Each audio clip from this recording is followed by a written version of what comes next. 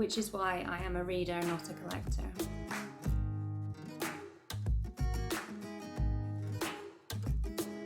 Hi and welcome to my channel. My name is Sarah and I love to talk about books. Today I've got a book haul for you because I went and raided the charity shops in my town last week, now that shops have opened back up here in Scotland after our most recent lockdown. So I thought I would take you on a little tour and share what I picked up.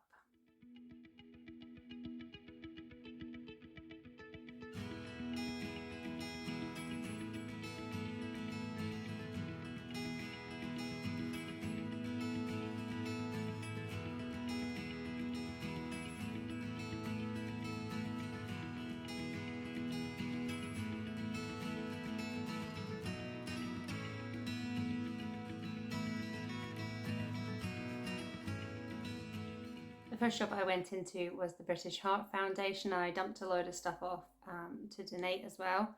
That sounds bad. I didn't dump it. I'm not one of those people who just gives all their crap to charity shops because they're too lazy to take it to the dump themselves. There was some good stuff in there.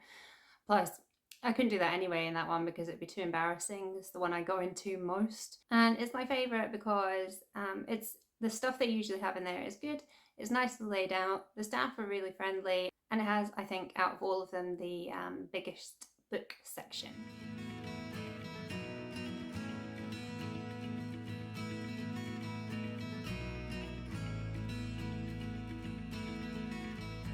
I picked up loads in here, so much so that I actually had to make myself put 2 books back. One was The Shadow of the Wind by Carlos Ruiz Zafón, is that his name? Because I've been swithering about this one anyway. It's on my library list, so I put that one back.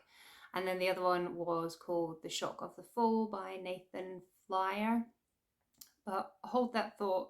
Anyway, I spent £12 and I got 6 books. So the first was The Doll Factory by Elizabeth Macneal. This had been on my want to read list anyway. And look at that cover.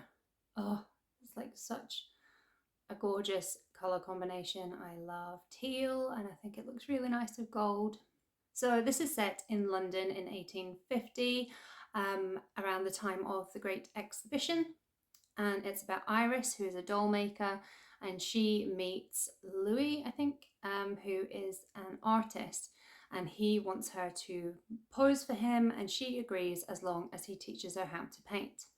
So far, so yawn, actually. But what interests me is that she also meets Silas, who, although he doesn't leave any impression on her, she leaves a big impression on him. And as her world is opening up through art, he's a collector of the strange and beautiful, and he becomes more and more obsessed with Iris. So that sounds pretty dark. The word Gothic is thrown out in the blurb, so I'm in. And then next I picked up Pine by Francis Toon, and then I got home and realised I already have it on my Kindle, so it better be good. It better be good than Shadow of the Wind. It's set in the Highlands, so you know I can't resist that twice. And it also has Gothic in the description. This is about Lauren, who lives with her father after her mother had disappeared, I think 10 years prior, and one night they are driving home and a woman throws herself in front of their car and they take her home, but in the morning she is gone.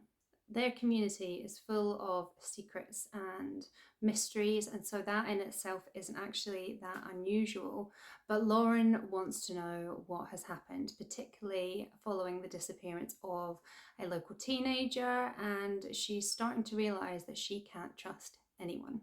And again, I love that cover. Look at that. Is it going to focus? No, it's not going to focus because technology hates me. Even out of focus, I think you can see how lovely that is. I think that's really cool. So looking forward to this one. And then the next one is a bit of a buy.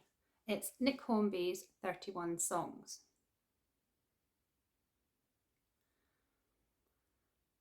The cover is so blah. Like, why is it a woman? This is a collection of, I think, essays that Nick Hornby has written about 31 songs that he either loves or hates and what their place in his life has been. So I don't understand why there's a girl on the cover.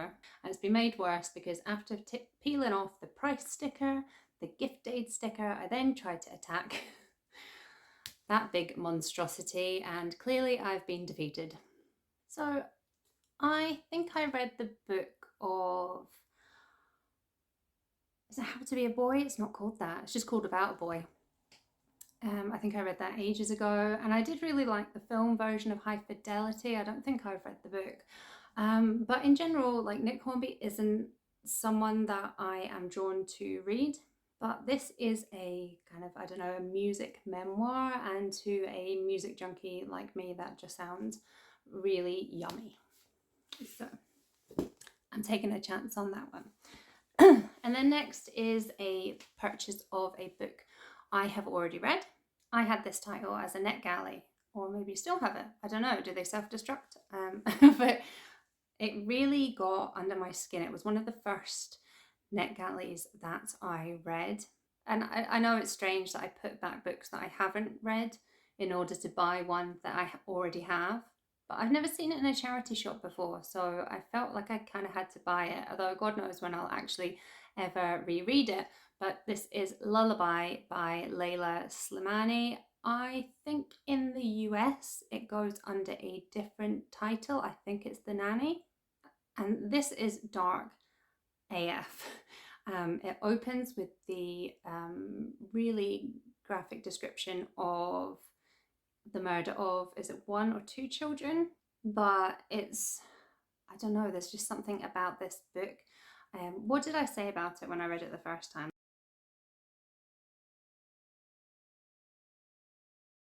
So I said, what a disquieting, creepy little book. I actually didn't think I would be able to read it after the first chapter because I found the description so upsetting.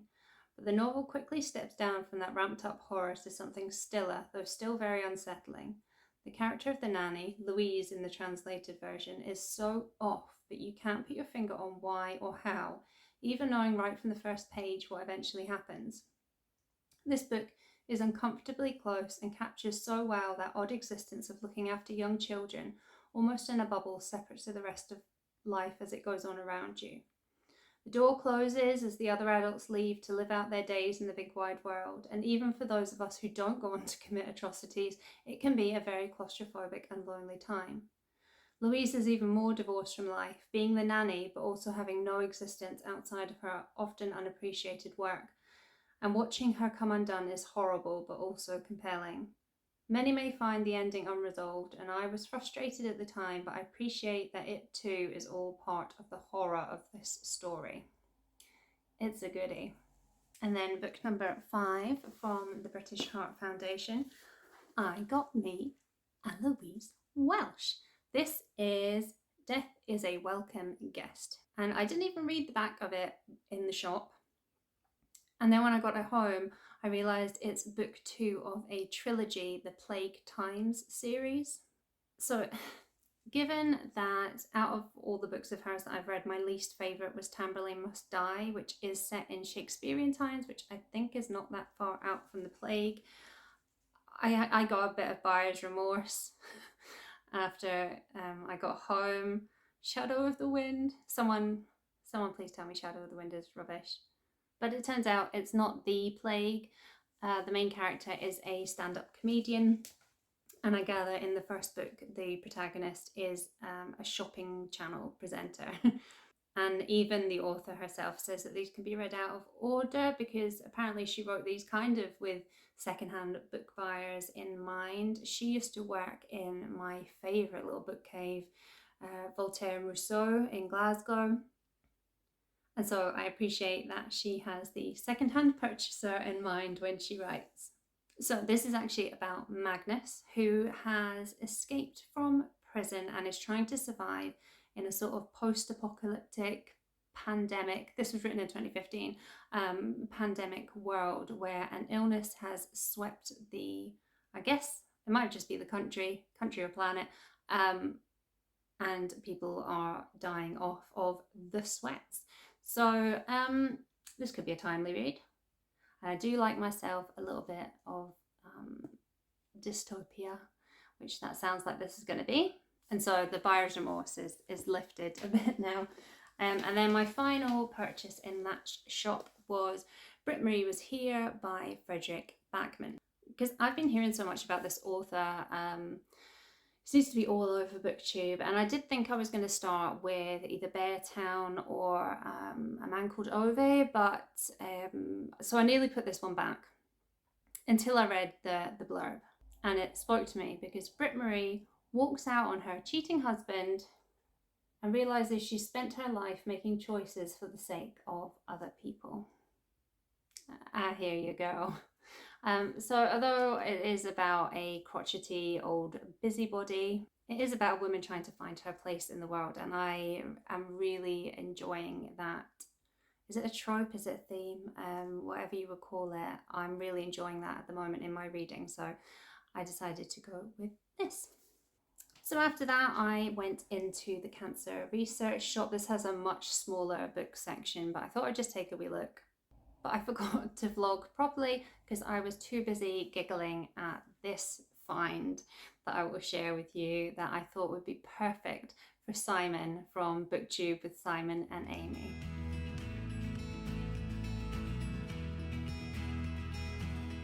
If you know, you know. So I still managed to spend £2.50 and I got 2 books. So what did I get? So one again was a purchase of a book I've already read in another format. This time it was a book that I listened to as an audiobook first time around.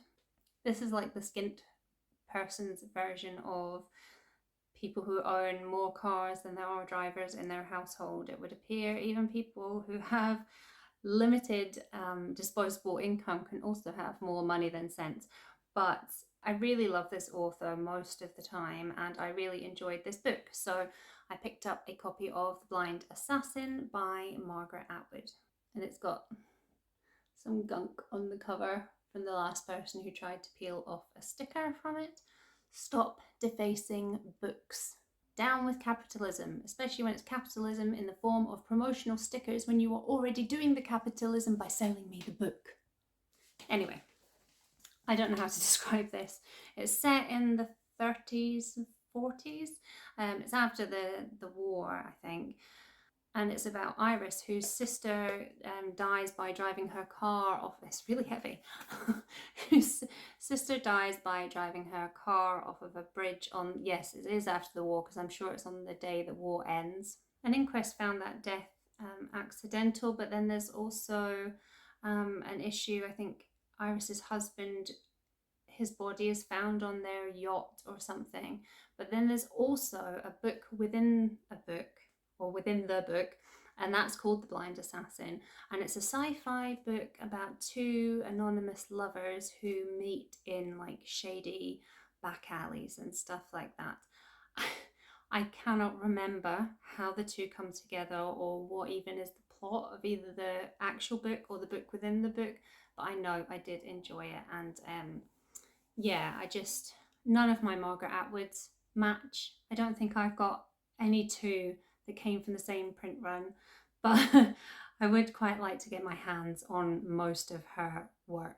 I mean, I have a copy of her book that I didn't like, so I would like to get my hands on the ones that I did. And then, don't laugh, but I bought Ready Set Novel, which is a NaNoWriMo book. Or it turns out I've been pronouncing that wrong for more than a decade, because it's only really since I have been watching a bit of AuthorTube that I've heard people say it out loud, and it's actually NaNoWriMo, which makes more sense because it's National Novel Writing Month. So NaNoWriMo.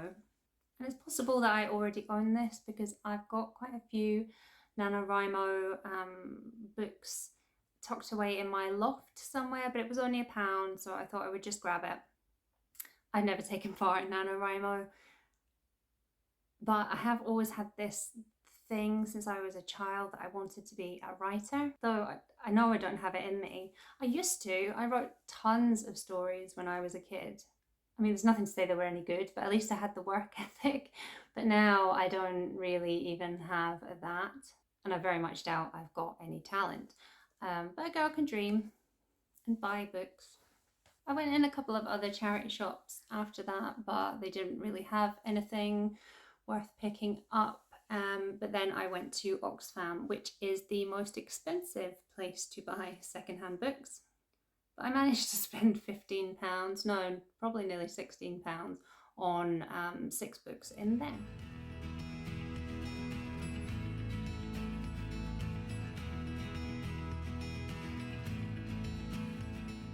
I did see a hardback of Ginny Fagan's Panopticon, which I really want, but it was nearly £10 because it was a first edition. So I put it back, which I'll probably regret in the same way that I regret not getting the signed edition of The God of Small Things when I was in Hay on Wye back in 2018. At that point I hadn't read the book, I hadn't realised how much I was going to love it. So at the time it seemed silly to pay more for a copy of a book that I already owned, hadn't read, by an author I hadn't tried. Which is why I am a reader, not a collector. So, what did I get here? So I normally ignore the hardbacks in here because it's so bougie. They are just way too expensive. But I couldn't pass this one up because it's so pretty. This is Kit de Waal's The Trick to Time. And I don't know if this is going to show up, but it's a little bit sparkly. Yeah, there we go. A little bit sparkly and gorgeous. And I have been meaning to read Kit de Waal for a while after seeing her on the Sky Art Book Club. And Lauren from Lauren and the Books has spoken about her before and really loves her. And I like Lauren's taste in books, so I have been meaning to pick her up. So this is The Trick to Time. I have no idea what it's about because I didn't even look at that. I purely bought it for the author and the cover.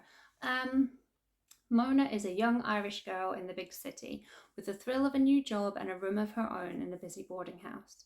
On her first night out in 1970s Birmingham, she meets William, a charming Irish boy with an easy smile and an open face.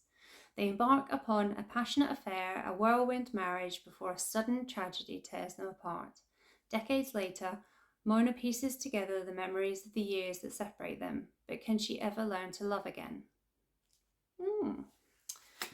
That sounds exactly my kind of thing, so I'm glad I picked that one up. And then I also got Before the Coffee Gets Cold, Tales from the Café, which is a bit of a silly purchase in a couple of ways. One, because I haven't read the first book yet, and this is the sequel to Before the Coffee Gets Cold. And two, in this shop I found A Man Called Ove, but I put it back because I haven't yet read the other Fredrik Backman I've bought, so I am a mess of contradictions. But this one is signed and it has French flaps, which is fun to say and even nicer to read with. So anyway, this is just a return journey to the cafe that if you sit in a particular chair, you can go back in time. The only condition is that you have to be back before the coffee gets cold. And then the next one is a strange pick for someone who is not interested in reading about America. No, nothing personal. I've just read an awful lot of American books in my time. And I'm not interested in marriage either. But I picked up An American Marriage by Tayari Jones. Thankfully, this goes beyond the title. This is about an African-American couple, and the husband is wrongly convicted and sent to jail. That's normally what convicted means, Sarah, yes. I gather the wife turns to the husband's best friend for some comfort. So I'm not sure how I feel about that. But her husband's conviction is overturned after, I think, 5 years, and he comes home and expects to pick up where they had left off. So the big question is, can they? And I've heard loads of good things about both this book and the author in general, so I'd have been silly to pass this one up. And then I got not one, but two Ali Smith books. I got Winter and Spring, which are books 2 and 3 of the seasonal quartet, which sounds like a bit of a dull dud purchase, but apparently you can also read these out of order. And to be fair, by the time I actually get around to them, I'll have probably found the other two in charity shops anyway. They are very of their moment. I gather things like Brexit and maybe even the pandemic feature in the books, but they are also very true to the season. I think they bring elements of the season into the writing as well. And Ali Smith, for me, is an author I have yet to crack. I've read a few of her books. I've read a novel, a short story collection. Oh, and yeah, 2 novels and a short story collection. And sometimes I like her and sometimes I just don't get her. So I think the quartet will help me decide which side of the Ali Smith fence I sit on. And then, quite a random purchase, I picked up Tom Hanks's Uncommon Type. And I nearly put this back because I know he is a collector of typewriters, and I did think that this was just a book on that. But guys, he wrote us some short stories, possibly on one of his many typewriters. And I don't know, I've always had this kind of soft spot for Tom Hanks, and I don't know what it is, because I wouldn't really class myself as like a fan. I haven't seen all of his films, and I wouldn't watch a film just because he was in it. But just, there was something about this book that I couldn't not buy it. Do you ever get that? Like sometimes a book just really wants to come home with you. That was this one, and now it has. And then I thought I was done. So I went to the co-op to get a few bits and pieces, and I ended up going over to the little book sale table they've got there. I didn't take a vlog for this part because I was balancing a 12-pack of Kopparberg and an 8-pack of Pepsi on a very tiny bit of the table. So I didn't have enough hands. Plus, it's not well presented. But remember I told you to hold that thought about one of the books I put back. It was in there. And it was only £1, so it was half the price of the first shop that I'd gone into. And it was essentially a cover buy. I won't lie, I just think that's, I've gone and confused myself by swapping hands. I just think that's really lovely cover. But it did turn out that it was on my want to read list on Goodreads anyway. This is about a man whose mental health deteriorates following the death of his brother during their childhood. And it was written by a mental health nurse. I don't know if it's adult or YA. Goodreads users seem to be confused on that fact as well. And I am trying to ignore the fact that it has a Daily Mail endorsement on the back cover, but it did win a Costa, so there's that. And then my final book for this haul. I saw this a few maybe months ago. I didn't pick it up at the time and then kind of regretted it. So I was glad to see it was still there. This is Killers of the Flower Moon by David Grann. Now, the tagline makes it sound like something I would only be interested in if it was like a Netflix documentary. It says Oil, Money, Murder and the Birth of the FBI. I don't think that's the usual sort of book that would appeal to me. I'm interested in it because the oil itself was found under the ground of the Osage Indians in Oklahoma, and at least one of the families was killed off because of it, and it was this huge conspiracy. And I would like to know more about, like the treatment of Native Americans. It's also narrative nonfiction, so I'm hoping that means it won't be a dry read. And so that is my stash. That was 2 books there, and they were £1 each. That's £2. So that takes my total to just under £32 for 16 books, which is not too shabby for an hour wandering around my town. But I always get a bit conflicted with book hauls because although these were all secondhand purchases, it does feel a bit icky being like, look what I bought. So 2 things. One, the reason I do book hauls is just to talk about books in a different way. I would have genuinely bought these books anyway. I want them in my collection and I just like to share it with you guys. 2, if you're also feeling a bit squicky like me when it comes to spending money and books and things like that, can I point you in the direction of Kieran over at KD Books? he is donating and asking his bigger subscribers to share. I know I'm not a bigger subscriber, but I would like to share it anyway, to Mission Oxygen, which is a charity push to provide oxygen to people in India who are literally dying without it. Is to provide oxygen to hospitals, and I think it's a really important cause. I'm going to be donating after I finish filming this. I will leave the link to Kieran's video and the link to the charity in the description box below. No pressure, I don't expect you to report back to me or anything, but if you are in a position to be able to, please think about donating. And because he's raised this awareness of a great charity, go and give Kieran a subscribe as well if you haven't already, because he's fab. So there we have it, a little tour around my town's charity shops and a wee tour of what I managed to pick up in them. Now I need to just keep myself away from charity shops for a little while until my bank balance recovers. But I'm hoping my family will get me either some book tokens or some books for my birthday at the end of the month. So hopefully I'll have something to share in June in the terms of a book haul, because I really enjoy doing book hauls. It's just nice to talk about books that are totally fresh and new to me most of the time anyway. I know there's a couple of rereads in there, but yeah, I think because of the way that I structure my reading, the books that I read during the year I'm already quite familiar with before I've read them, so I always like just being able to go, oh look, new shiny. So that's been fun. And as always, let me know if you've read any of these books. Is The Shadow of the Wind worth my feelings of guilt of not buying it? Should I go down there tomorrow and see if they're still selling it? Please just tell me it's rubbish. And yeah, let me know what charity shop or thrift store has the best book selection near you. What's the best bargain you ever got in one? I'd love to know. And until next time.